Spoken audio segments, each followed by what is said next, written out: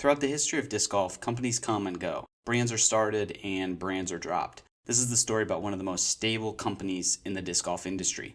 Discmania, a European-based disc golf brand that was started in the mid-2000s and has risen to be one of the biggest names in disc golf. In 17 years of being a disc golf company, Discmania has been through a lot. From the ups and downs of working with manufacturers, the losing of big-name players, to their founder and CEO having to take an extended leave of absence. It's been a lot for the brand, for the Shield, but at every turn they seem to thrive and make the right decision to keep the company pushing forward. It's time to see how Discmania reinvented the game of disc golf.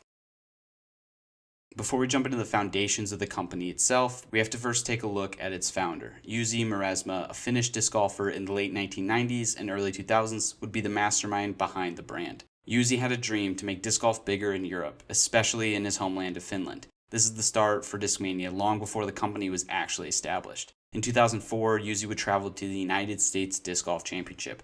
There, he would meet the owners of Innova Discs, Dave Dunapace and Harold Duvall. A deal was struck. Jussi would start to sell Innova Discs in Finland.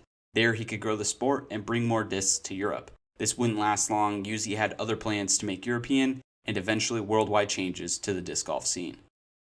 In 2006, another deal was struck with Innova. Jussi wanted his own discs under a brand new disc golf company, Discmania, a disc golf brand meant for both professional use and for amateurs. Innova would make the discs, focusing on the manufacturing side of things. Meanwhile, Jussi and the early Discmania crew had to focus on retailing. The thing that would remain the same would be the company's roots, mainly European known for the first few years of the company until they started to reach the United States market by signing big-name players. The game plan for molds was simple. Create a lineup that would cover the variety of discs right away. The MD1 would be their first disc, with the CD and the P1, P2 coming out next. A mid-range, couple of putters, and control driver. The P1 was first, but after seeing its use, they decided to come out with the P2 as well, a putter more fit to be used by advanced players. After that, they would slowly fill the gaps, covering a variety of drivers, both distance and fairway. Every year widening the range of discs to be able to suit players of different skill sets, as well as different shot shapes.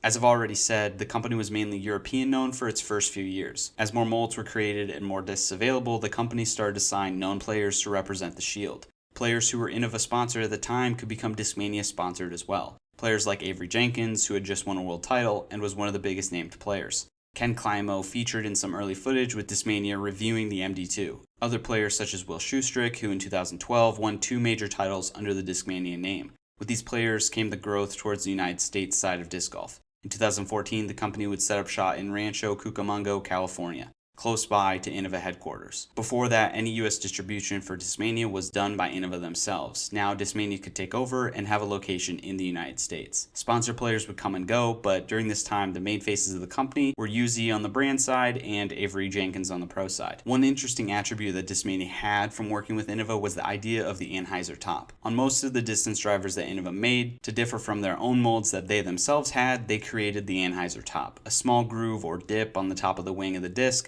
making a noticeably different feel compared to other manufactured discs. Had nothing to do with the actual throwing term of Anheuser, that's just what they called it. A significant difference to help differ from the Innova molds to Discmania molds. Now with where the company is at currently, the main spokesperson is Avery Jenkins. Jussi is still the face of the company, building outward, trying to grow the company with different additions to the team. In 2013, Simon Lizotte was added. The following year, Eagle McMahon. Between these two players, they were able to grow the brand in a different way. Using social media and YouTube influence, the Discmania audience grew. Eagle's vlogs and Simon Lizotte's channel were able to bring fans along for the ride to different tournaments, insight into new molds that were coming out, and of course, entertaining content to pull people towards Discmania. As these channels grew and the pedigree of the players grew, Discmania suddenly had a different style of pro disc golfer. These two became the faces of the company, not just by playing well out on coverage, but by growing their YouTube reach. During the 2018 offseason, both players would sign contract extensions with the company. As the Crush Boys brand grew, the faces of the company were set in stone, coming out with special design discs like the Simon Lizotte Doombird, the Eagle McMahon Cloudbreaker, using artistry to improve the stamps of the discs, making them fan favorites and sometimes extremely hard to get your hands on. Eagle McMahon and Simon Lizotte, two of the flashiest players on the course, would help propel the Discmania brand into the future. Now, to better understand the full reach that Discmania had at the time, we're going to check out a couple ways that the company used to branch out. The first being disc golf parks. Starting around roughly the same time that Discmania did, the Disc Golf Parks program is a course building company. By using course designers, targets, and tee pads, the Disc Golf Parks brand is able to help establish and build disc golf courses all around the world. Over 600 courses on 3 different continents, 31 courses in Australia, 2 of them actually on the island of Tasmania, which is pretty sweet. Spreading over to the United States, you have courses all over the different areas of the country. But the true gem of Discmania Parks is Europe. Branching out from Finland all across the country, Discmania Parks has a grip on the European disc golf course building. Just looking at Finland itself, the whole country is covered in courses by Discmania. To better understand the process of what it's like building a disc golf course, the Disc Golf Network created a series called Finding the Lines. 2 seasons have come out following the course design of one course in New Hampshire with Simon Lizotte and the other one in Montenegro with Paul Macbeth. Both of these follow Avery Jenkins, disc golf park course designer and manager. During the journey, you get to see what Disc Golf Parks offers in their building of the brand new courses. It's pretty sweet. I would recommend checking it out. In 2016, 3 disc golf tours were started up. The American Disc Golf Tour launched one tournament, then went bankrupt. The Disc Golf Pro Tour was launched in the United States and would become the leader in disc golf tours. The third tour that was started was the Disc Golf World Tour, backed by Discmania. In 2016, the tour would launch with the La Mirada Open in California.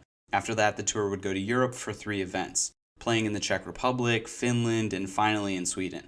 The tour would finish with the Disc Golf World Tour Championship, USDGC at Rock Hill. In 2017, the tour would look very similar, the only changes being the kickoff event of the year in Australia, as well as no tournaments in Sweden. 4 events for 2017, again finishing the season at the Disc Golf World Tour finale, USDGC. This would be the last year of the Disc Golf World Tour. At the time, the Disc Golf Pro Tour was growing bigger and bigger. For Discmania, year 1 of the World Tour was good, but year 2 was not profitable enough. An announcement was made by the tour to cancel the 2018 season. Hopes for restarting the tour in 2019 with further partnerships was there, but then a year later, another announcement came from Discmania saying the 2019 season would not go on due to the lack of outside interest in the sport. At the time, the resources it took for Discmania to run the tour was not turning enough profit. By making this conscious decision to close down the World Tour, Discmania was able to reallocate funds to growing the business elsewhere. Just a year later, that would turn out to be very beneficial. On February 13th, 2019, Discmania would announce 2 partnerships that would change the way disc golf manufacturing would work. At the time, Discmania Originals are being made by Innova. Deals were made with 2 other disc golf manufacturers to make even more Discmania discs. The Evolution line for Discmania would be made by Latitude 64. The Active line would be made by Yikun Discs.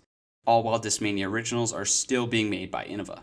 This was a groundbreaking way to do manufacturing. No other disc golf company had taken their disc lines to multiple companies. Looking at the landscape for Discmania, they now had their reach of Innova in the United States, Latitude making discs in Europe, and Yikun making discs in Asia. By not doing their own manufacturing, Discmania is able to reach 3 different continents for disc golf. Again, this is quite a new concept for disc golf, so it wasn't received maybe as well as they had hoped. Another concern was the relationship with Innova. In the announcement video, it was made very clear that the partnership with Innova was still there, and in fact, they were doing more orders with Innova than they ever had. But the concern from the outside was the possibility of the relationship with Innova not being as strong as it was presumed. In the late 2018, Discmania had moved from California to their new headquarters in Colorado, away from Innova who were still in California. This decision to branch out for Discmania would be the start of a new future for the company. 2020, the COVID pandemic hits. Disc golf shuts down for the moment, events are canceled, but the sport would rebound like never before. For Discmania, it took longer than they would have liked. For Discmania Originals, during COVID, there was a serious lack of production. In a transparent post by Yuzi, he explains that Innova has prioritized their own production and the production of other brands, putting Discmania somewhat on the back burner. Discmania pushed for production as much as they could, but Innova did not produce to their standards. So on June 19th, 2021, Discmania would announce the separation from Innova.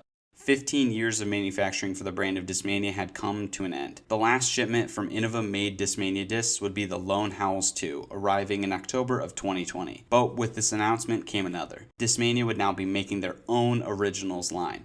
The new state-of-the-art facility in Sweden would now be producing the Originals line for Discmania. Yikun and Latitude are still doing their lines, meanwhile Discmania themselves are in charge of the Originals. But that would not be the exact same disc that they had made from Innova. Innova owned the rights to the molds and the mold parts. Discmania owned the rights to the names. So starting in 2021 and 2022, Discmania Originals would now return but slightly tweaked. Improvements were made, changes they wanted to do, but roughly the discs were similar. All of these new discs had to be PGA approved since they were new molds. It wouldn't be until July of 2022 that Discmania was fully 100% operational. The initial launch was entry level, just getting off the floor with production. Now, during the second half of 2022, the company was in full control of the complete production of Discmania originals. August 22nd, 2022, an announcement was made by both Jussi Maresma and by Discmania themselves. Jussi had been convicted in a Swedish court for buying sex from an adult. This came at an interesting time, as Simon the day before had just won the Des Moines Challenge, his third win of the season. Now, Discmania is announcing the extended leave of absence from its founder and CEO, Jussi Maresma. Nothing came out about the punishment itself, just Discmania saying he had been punished accordingly. As of right now, there has been nothing from Jussi nor Discmania on the potential return to the company. During the offseason of 2022, rumors were beginning to swirl. A big-name player was supposedly moving. In the beginning of 2023, the announcement had come. Simon Lizotte was leaving Discmania. For Discmania, the send-off was as good as it possibly could have been. This was not the bad blood, this was not the dramatic bad break that could have been the reason for Simon leaving. Instead, his heartfelt announcement video showed how much he cared for Discmania and how they had impacted him over the years. At this time, there was no bigger names at Discmania than Eagle and Simon. Eagle had been struggling with injuries, so as the 2020 season saw Simon win 4 events, Eagle was put on the back burner. But now that Simon is gone, Eagle can return and build the brand of disc golf further into the future. With that being said, it was a crushing blow. A lot of people are going to be on the Simon train, trying out new MVP discs that had never been tried before. That's what having that huge YouTube following brings for Simon, and for the last decade, it's what he brought to Discmania. He showed us the flashy shots and fun aces, all while doing it with Discmania's best discs, promoting them like only a handful of people in disc golf could.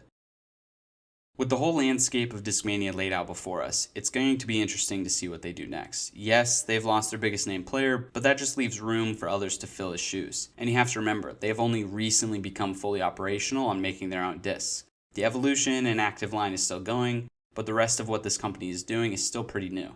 Now that they have their own manufacturing in their own hands, I don't see the company slowing down. I just see them pushing forward and pushing their status even more. For those of you who are watching closely, seeing what Discmania is going to do next, I leave you with the final words from Eagle McMahon in a recent interview. I'll just say that Discmania has some aces up their sleeve. Let's just say that. You said that earlier. Do we have like a time frame? Can we get some like...